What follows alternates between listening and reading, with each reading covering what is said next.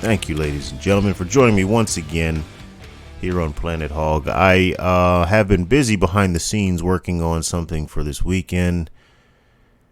Oh, man. China is a problem, and that is an understatement. I've been doing a little bit of research back here because I want to make sure all the information I provide you is accurate to the best of my ability. And some of the stuff that I've been reading and kind of uncovering, in my own research, it's blowing my mind, man.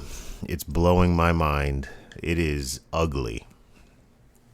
But we'll call that a teaser for this weekend. But for today, we have more COVID because nobody's sick of that. We have a scientist that says that social distancing and face masks should remain in place forever. So, without further ado, ladies and gentlemen, we find ourselves on the Daily Mail's website. It is a United Kingdom publication. It is one of my go-to internationals. It does a pretty good job, although they do have a slight bias towards the liberal side, as most media does. And that's fine. That's to be expected, right? That's kind of like, it's just the cost of doing business. They control most of the media, so you have to assume that there's going to be a little bit of bias. But as long as there's fact and their hard facts are correct, I can kind of filter out their bias. So for those who actually have never been to this website, one of the things they do that's kind of cool is underneath of their headline, there'll be 3 or 4 bullet points. This time it's 3. And in it, they basically give you the key points of the article in case you don't have time to read it. Now, I encourage you to read it because there were articles, namely the ones dealing with George Floyd, where those bullet points really didn't capture all of the meat and potatoes of the article. So, and again, that's evidence of their bias. They said all the, the usual liberal talking points, but when you read the article, it actually gave you hard data and facts that kind of contradicted their bullet points. But anyway, without further ado, we are on the website, and the headline reads, "Social distancing and face masks should stay forever," says Communist SAGE committee member Professor Susan Michie. You notice how nobody's ashamed to say they're communist anymore? Like, they just kind of come right out with it. Like, I know she didn't write this article and call herself a communist, but obviously she's known as one because this man was able to kind of put that label up there, and they haven't been sued for libel. Used to be when somebody said they were communist, they got laughed out of whatever conversation they were in, and everybody just kind of went back to business as usual. It was kind of like, okay, let the adults talk. That's cute. You're a communist, okay? Maybe we should get back to that. But anyhow, social distancing and wearing face masks should stay forever, a communist-supporting SAGE scientist has claimed. Professor Susan Michie of University College London said she thinks the draconian restrictions should become part of people's everyday routine. Okay, obviously the person writing this has a centrist or right-leaning bias, right? Because he called the restrictions draconian. He's leading with her as a communist. These are kind of little clues that you can use to kind of ascertain where the writer's tone is. Anyhow, in a bizarre comparison, she said Britons never used to wear seatbelts in cars or pick up dog poo in the park, but learned over time. Interesting analogy. We'll come back to that. It comes as the country waits with bated breath to see if Boris Johnson will stick to his roadmap and launch Freedom Day on June 21st. The Prime Minister could implement a, quote, mix and match unlocking with face masks, work from home guidance, and the rule of 6 indoors likely to still be mandatory. But in a boost for young couples, there were reports that the 30 guest cap on weddings may be shelved. I'm going to try to get through this without editorializing, but this article is already, man, so much I detest about this. Anyhow, Professor Michie told Channel 5 News, quote, "Vaccines are a really important part of pandemic control, but it's only one part. Test, trace, and isolate system, border controls are really essential, and their third thing is people's behavior." They used the wrong there. That's not a good look. That is the behavior of social distancing, of when you're indoors, making sure there's good ventilation. I used to write there, and hand and surface hygiene. We'll need to keep these things going in the long term, and that will probably be good not only for COVID, but to reduce other diseases at a time when the NHS is, this is the end of her quotation. She was cut off by presenter Claudia Liza Arma, who asked her, when you say the long term, what do you mean by that? How long? Professor Michie replied, I think forever to some extent. Both the host and the professor laugh at the bizarre suggestion. Can I ask what the hell is up with these? It's like the Hillary Clinton, Kamala Harris school for women's argument evasion. Oh, whenever something challenging comes up, just laugh it off. Don't ever really address it or dig into it or ask any kind of questions. Just laugh and hope everybody forgets about it. Later in the program, she was asked if she realistically thought people could continue to live with mass and social distancing. She said, quote, I think there's lots of different behaviors we've changed in our lives. We now routinely wear seatbelts. We didn't used to. We now routinely pick up poo in the park. We didn't used to.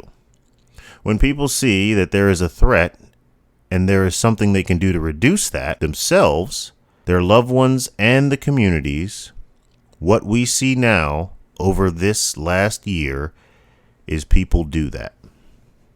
I really hate how English people talk. Like I'm reading like a 6-year-old because they put their words, their syntax is way different than ours. In fairness, we bastardized their language, but their language is weird. Anyway, quote, and I think we can just begin to adopt routines. When we go out of the house, we check we've got our phone, we've got our keys, we've got tissues, we've got face mask in case we need to use it.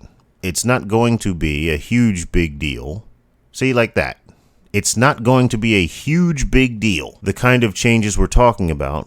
And I think we also need to think about the way we plan our cities, our transport, our lifestyles. Instead of going back to huge long commutes, again, what is with these double adjectives that are basically redundant? Huge long commutes. Okay. Instead of going back to huge long commutes, have more local working hubs where people don't have to travel so much. Good not only for health, but their environment. Wrong there again. What the fuck is going on with this? I believe it's the copy editor's job to make sure we have the right there in, but that's the second time that's happened. Professor Michie, whose first husband was Andrew Murray, once a key advisor to Jeremy Corbyn, has been a common sight on TV during the crisis. She is a member of the Communist Party of Britain and is said to be dedicated to establishing a new socialist order in the country. So, okay, I guess at this point, why is anyone listening to her anymore? That should be it. That should be the end of any credibility that anyone has associated to this person. Dubbed Stalin's nanny when she was a student at Oxford, she is usually coy about her revolutionary politics. But just before the first lockdown last year, she responded to someone praising China's extreme measures in dealing with coronavirus. There it is again, in. She tweeted, quote, China has a socialist collective system, whatever criticisms people may have, not an individualistic, consumer-oriented, profit-driven society badly damaged by 20 years of failed neoliberal economic policies. Hashtag learnt lessons. And I know I said I wasn't going to editorialize, so please forgive me for not sticking to that, but this is just so much bullshit that I have to kind of address it as it's popping up because it's just spreading like COVID hysteria. She talks about China. She says China has a socialist, which means communist, collective. Collective means there's a community. Right? A collective is a community. What's the root word of communism? Oh. Anyway, whatever criticisms people may have, not an individualistic, that's again a nod to communism, consumer-oriented, profit-driven society badly damaged by 20 years of failed neoliberal economic policies. Well, first of all, they're not neoliberal economic policies. That aside, because this is her not acknowledging the other side, free markets is a conservative economic policy. But again, that's what liberals do. They just don't acknowledge that there is the possibility of another side. It's actually kind of psychotic. But anyway, going back to the other words that she used, consumer-oriented, profit-driven, pop quiz. During COVID, when everybody was shut down, there was only one economy in the world that benefited massively during COVID, and it was China. Don't have consumer-oriented, profit-driven society? Then what are all those factories they're opening up in Nigeria so they can continue producing more stuff? What is that if not consumer-oriented and profit-driven? This woman is an imbecile. The PM said yesterday everybody can see cases and hospitalizations are going up, and gave the strongest hint yet that the much-anticipated milestone will be pushed back. Number 10's top scientists, well, it says no 10s, I'm assuming that's number 10's, top scientists fear the mutant strain may be 60% more transmissible than the Kent version. And there it is. There it is. It's not going to go away. It's a new boogeyman that they can just pull out whenever they want it and remix it however they see fit. COVID is like DJ Khaled. Because DJ Khaled could do what he does on any song. Just sit there, ad-lib. And the fact that it's a new song makes people think you're doing something different, when in fact it's the same shit. It's just given to you differently. Well, no different here. They'll just keep coming with new strands, new tracks, new COVID tracks. And however many vaccinations you get, it's never going to be enough. However many masks you wear, it's never going to be enough. However many procedures, never going to be enough. The answer is for us to lock you down, to take away your livelihood. Which is interesting that a self-proclaimed communist, a praiser of China in the very least, is just so on the nose about this. Because these policies destroy the economy. And what does that do? It makes people lose their jobs. And then what happens next? They become dependent on the government for assistance. Oh. So basically it ushers in socialism/communism. And SAGE modelers fear it will trigger a substantial third wave, despite 3/4 of adults having been vaccinated. And don't miss the framing of their little organization, that acronym, SAGE. That's very clever, right? What does SAGE mean? SAGE means wise. So the implications, the undertones of that are, we know better than you. We're a member of an organization called WISE, SAGE. We're SAGE. Listen to us. That's the game, man. That is their game. It's always about framing and the words they choose and the undertones. Even that's an overtone. That's not even an undertone. We are SAGE. Despite fears over plans for the final unlocking and intensifying calls to delay it by up to 4 weeks, ministers are hopeful they can relax some curbs from later this month. And when I say curbs, they mean restrictions. That's what I'm saying. We speak two different languages. These people are weird. Anyhow, a senior government source told the FT a, quote, a mix and match approach is probably on the cards, given the limited number of levers left. Oh, Jesus. You have to basically translate this. Okay. A mix and match approach is probably in the cards, given the limited number of levers. I think levers for them means options left. Officials are working to find a solution that, quote, pleases the prime minister's instincts, according to one minister. But the hybrid approach would be, quote, very difficult to put in place. It could include lifting the current 30-person limit on weddings and receptions and allowing greater crowds to attend ceremonies. Bar mitzvahs and christenings are also set to be boosted under the proposals, and while socially distanced tables would not be required, guests may be urged to be cautious about contact with other households, reports the Times. Current guidelines suggest those attending bashes only participate in the first dance and wear masks at all times unless eating or drinking. But under new rules, people will be advised to assess the risk of hugging others themselves. A government source said, quote, "It's been tough on the sector. If you've got stadiums full of people, why can't weddings go ahead with more than 30 people?" Mr. Johnson softened his lockdown ending stance yesterday in Cornwall ahead of the G7 summit. He admitted there are now arguments on both sides of the restrictions easing debate. The Prime Minister repeated his pledge that number 10 will be driven by data. But just a few hours before his comments, top SAGE advisor Professor Lockdown Neil Ferguson dealt another blow to the hopes of Freedom Day going ahead. Freedom Day is supposed to be when they're allowed, it's so crazy to say this, when they're allowed to go about their lives again. Wow.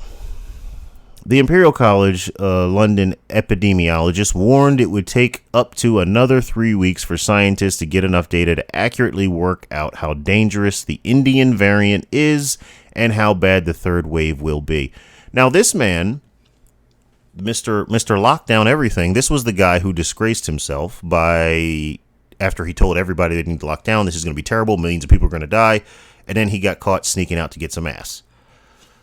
All right. But he's back in the limelight because that's the thing with liberals. You know, as long as they're in good standing with the powers that be, it doesn't matter what they do. It'll be explained away. You'll go away for a little bit. Well, then we'll dust you off and bring you back. Like they did with Andrew Gilliam, like they did with that guy on CNN. I can't think of his name. Toobin. He's back. The guy that accidentally exposed himself on the Zoom call, or he was stroking it to somebody or whatever he did.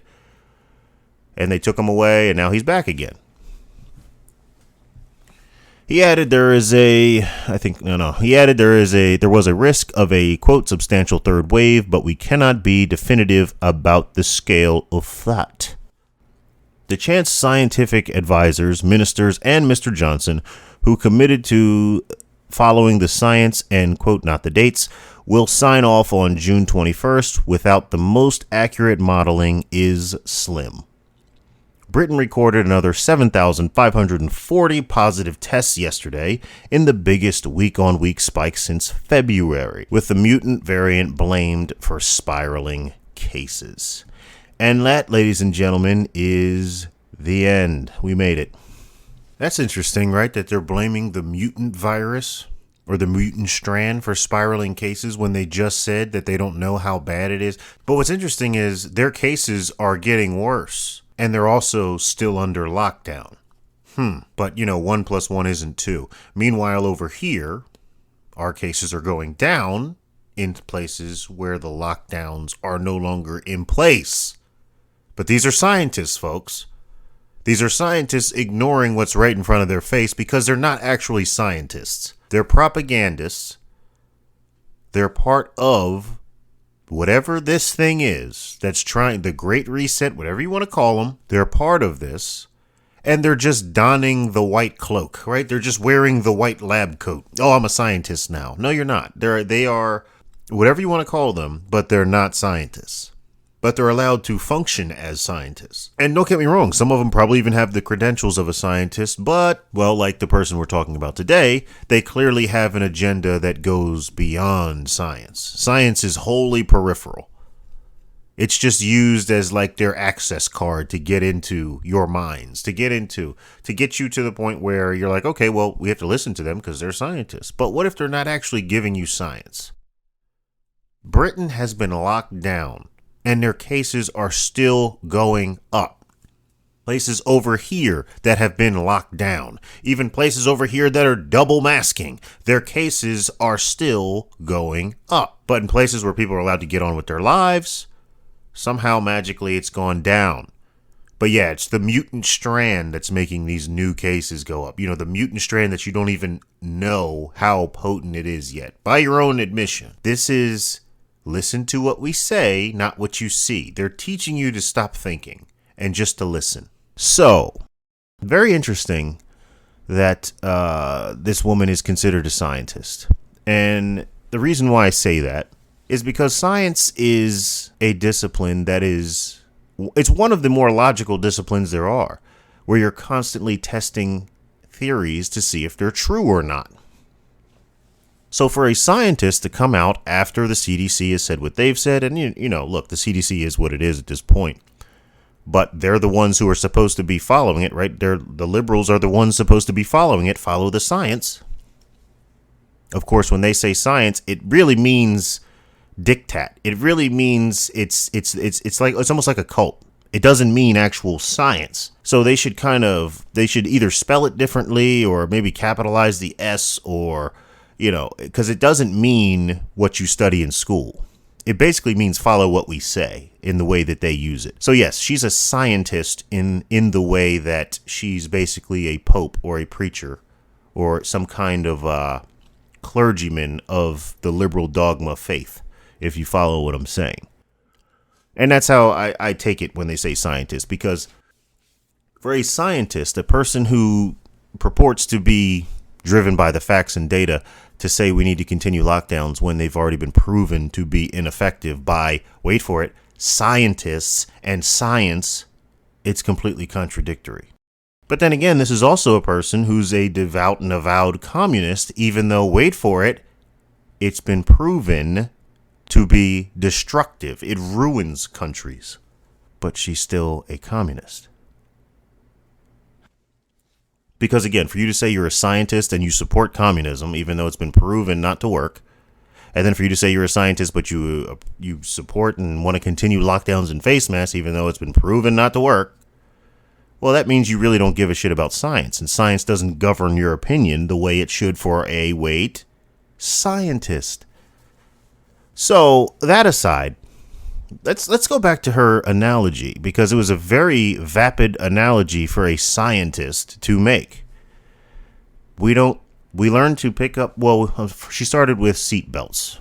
We never used to wear seat belts in cars. Well, that was because they didn't come around for a while. And then it was the law, and then people did it. And it was also proven to save lives more so than not wearing it. You can't prove that with the mask. In fact, it's almost the exact opposite. It's a negligible effect. It hasn't helped, and in a lot of cases it hurt people, the lockdowns.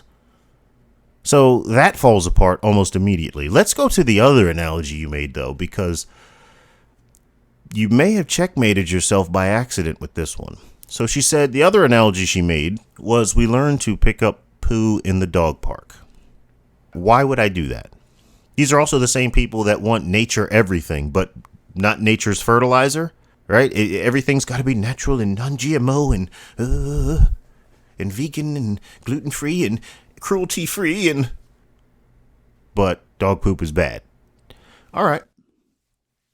Look at that for a second, though, because, okay, dog poop in the park, right? You pick it up because why? You're being courteous to your fellow person because you don't want them to smell it or step in it. Cool. Smelling it, well, that's temporary. Stepping in it, well, you can get it off your shoe, but I get it. It's about the courtesy, right? Okay, fine. But what happens if you don't pick up dog poo in the park or wherever? What happens if you don't pick it up? Yes, it stinks. Yes, people may step in it, so it may be an inconvenience for a while, but then what happens? It goes away. And that was a mistake. I don't think she meant to say that, or at least she didn't think it all the way through, which again is odd for a scientist. So what you basically just admitted with your analogy is that if we don't wear masks, people will get sick, right? The inconvenience. It will be a burden on people's lives, but it will eventually go away. These people are dangerous. And when I say these people who think it's on them to tell you how to live your life, those people are the real danger to all of us. The people who think that they've got it all figured out, so you just need to do what they say. Remember when she was big up in China in that quote, she used the word individualistic as a disparaging remark against us. So what's the opposite of being individualistic? Well, that would be groupthink. That would be being a monolith. That would be working in concert. And concert is a perfect metaphor. Because yes, they're all working together. They're all for the collective. But what is guiding them? A conductor. There's somebody telling them what to do. And that's what she and people like her want. And invariably, these people almost always end up being liberals. Because if you follow liberalism to its natural conclusion, through all of their, twists and turns, because that's what they do. They throw a lot of tips and turns, dips. But if you follow it to its natural conclusion, it's about control. It's always about control. Whether it's in their policies, gun control, or whether it's in their most burgeoning policy, which if you add up all these things that they support, ready? Abortion, these non-effective vaccinations that are killing people, these lockdowns that are ruining people's lives and killing people. What else do we have? Oh, feminism. And interesting with feminism, I'll come back to that actually. Let me just continue naming them. How about the war machine? Ever notice how liberals are the ones getting us in new wars? Okay, so the war machine. How about their new favorite forms of government? Socialism/communism. And you know what is always characteristic of socialism and communism? What's happened every single place where socialism and communism were implemented as forms of government? Starvation. People dying of hunger. Gay rights. All these things, right? What do they all have in common? Population control.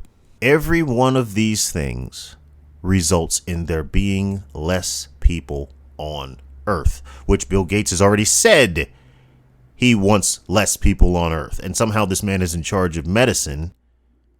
But you have actual scientists with actual degrees that actually know what they're talking about that are being blocked because they're not saying the right thing. Every one of their hot button issues has the common denominator of leading to population control, of leading to less people on Earth. And going back to feminism, okay, how does that contribute? Well, one of the major tenets of feminism is to reject the traditional role that women played in society. And what role was that? Being a mother and a homemaker. Instead, they want you to go pursue a career. Make that your baby. They look down on housewives. Why? If you're pro-woman, what does it matter what she's doing as long as she's happy, right? Wrong, because it's about population control.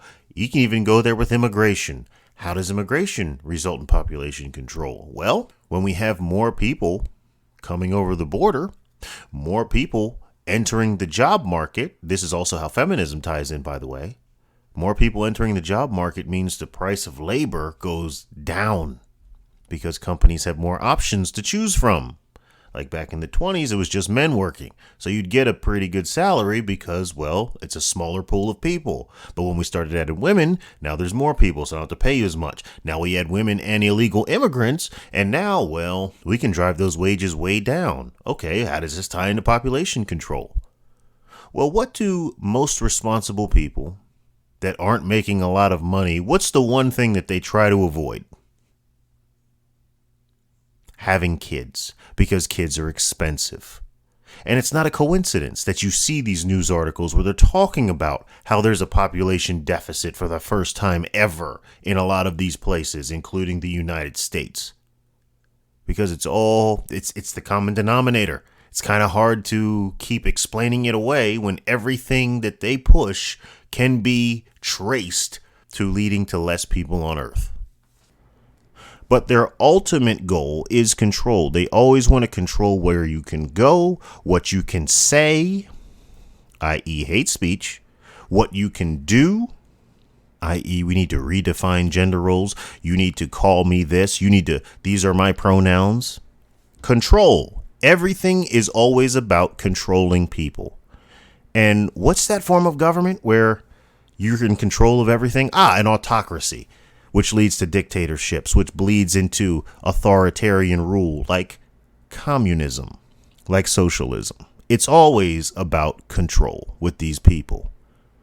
They are dangerous, and they are multiplying, and their voices are getting louder. The fact that you have a government that would tell you how many people can be at your wedding, if you can go to church, what you can do, like, okay, you can go to church, but you can't sing. And people are just going along with that. The one thing that this pandemonium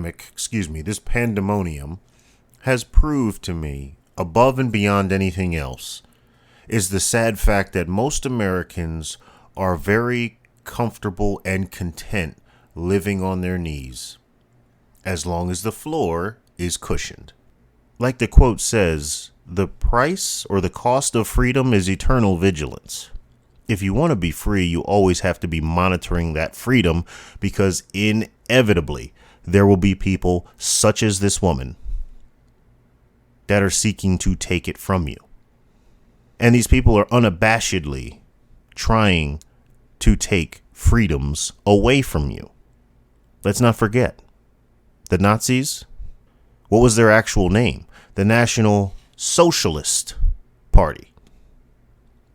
Well, socialism, communism, that's basically the difference between socialism and communism is the difference between Coca-Cola and RC Cola.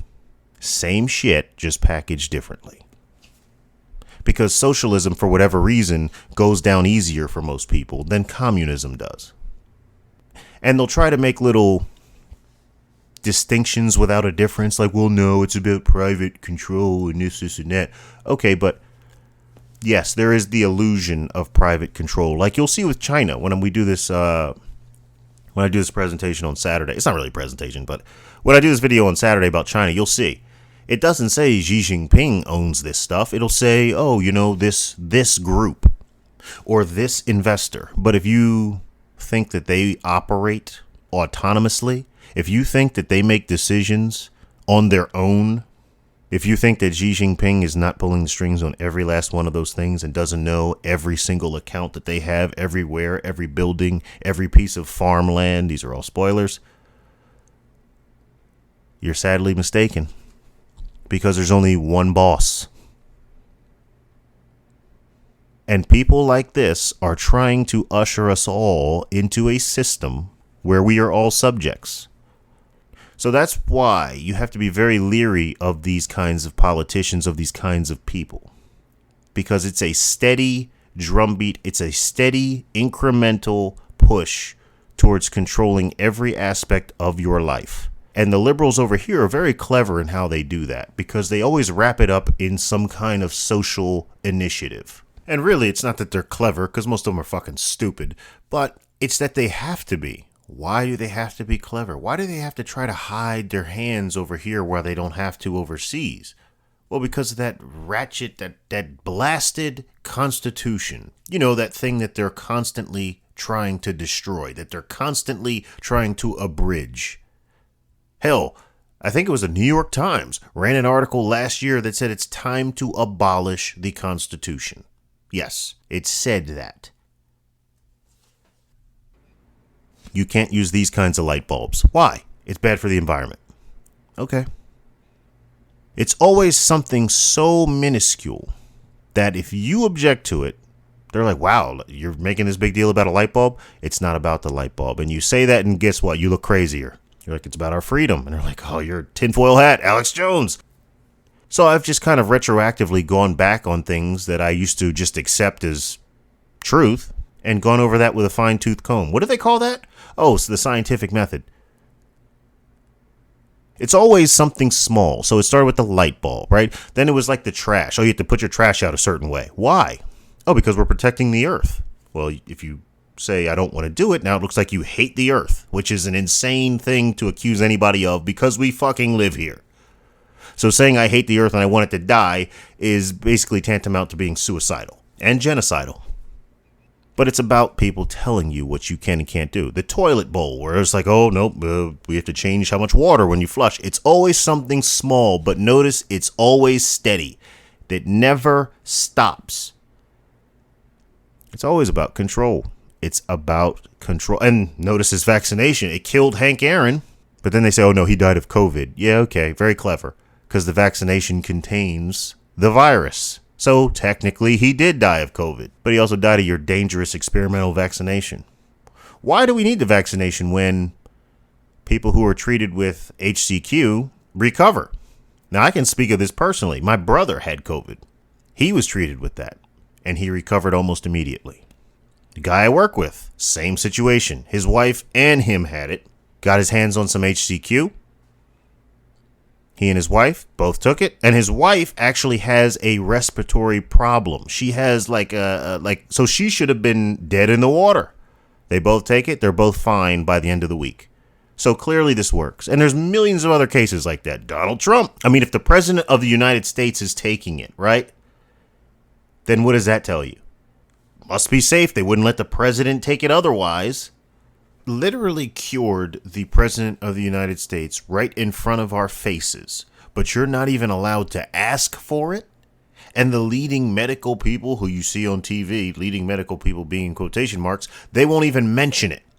Fauci said it didn't work after we watched it work. But here, take this vaccination that's killing people. Population control. We don't want you cured. We want you dead. Don't believe what you see. Believe what we tell you. And the most brilliant illustration of that was that CNN segment where you had that during the George Floyd riots, where you had that telecaster standing in front of the burning building, and he's like, "Oh, it's fiery but peaceful. There's buildings burning behind you. People are running around. Shit's being broken. People are yelling." That's not peace in any stretch of the word. But believe what we tell you. Don't believe what you see. Why? Because it's about control. Anyway, ladies and gentlemen, I could go on this, but this is going on a little bit long. I try to keep it at about 30 minutes, so you can plug me in when you're doing the dishes, when you're riding around, or when you want to go to sleep. Just don't tell me I put you to sleep. It hurts my feelings. Until the next time when we will be talking about China, peace.